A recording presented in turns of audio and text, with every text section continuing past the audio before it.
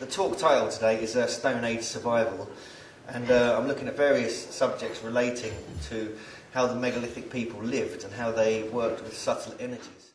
I'm an earth energies researcher, and I've been studying crop circles and earth energies and sacred sites for about 7 or 8 years now, and I've become very interested in the more pragmatic way that these energies could have been used by the ancients. And there's been some new scientific research in the last few years from America, which is proving that the ancients did use these earth energies for very interesting purposes to do with agriculture, enhancing seeds, for changes in consciousness, altered states of consciousness, and for several other purposes which we'll get into today. And I'm very interested, I kind of look at this from a geomancer's perspective, because I study dowsing and I work with geomancers, but I'm also very interested in archaeoastronomy and the mystery of how they moved these stones. Was it stone levitation, or was it just giants, or was it very strong men? What was it? I think this kind of comes into play when you start looking at the subjects of these magnetic and telluric earth energies. I'm going to have a look at the basics of earth energies and the Michael-Lemary line in particular, because they sort of fascinate me. I think we're actually sandwiched by them on this land, aren't we, either side. Also look at ley lines as well and see how they fit into the whole picture. And we're going to look at orbs and how these are related to magnetism, like the little balls of light people often see.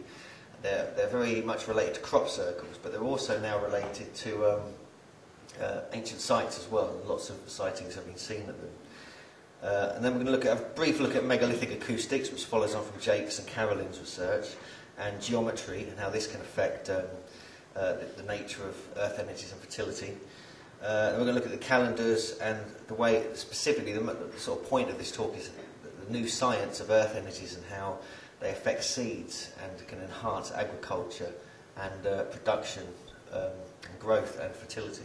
And then I want to look at the Great Pyramid briefly, because I've just been reading this rather thrilling book called The Giza Power Plant by Clive Dunn, and this kind of fits very closely in with my research on earth energies and how the ancients could have harnessed natural energies from the earth, whether it could be many different types of energy, not just sort of ley line energies and things like that. And then look at the sort of nutritional aspects of specifically rock dust and microbes in the soil, because I'm also studying nutrition, so kind of my two favourite subjects have sort of blended together, nutrition and big stones. And really we're asking, what were the ancients really doing back then? What was their way of life? And I think it's very much related to these subtle energies that we're getting back into nowadays, but it's often overlooked. We tend to look at stuff from our perspective, our sort of modern perspective, without really going into the mind of how people used to live back then.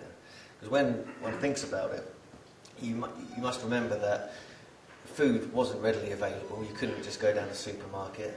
You had to find water that was clean, or you had to clean it, and you had to know where the water was, and you had to base your societies or cultures around with these things firmly in mind. And I believe that's one of the main reasons these megalithic structures were built. It was for the production and promotion of fertility, and it was to make sure it would last through generations. And this knowledge was preserved within the actual structures themselves.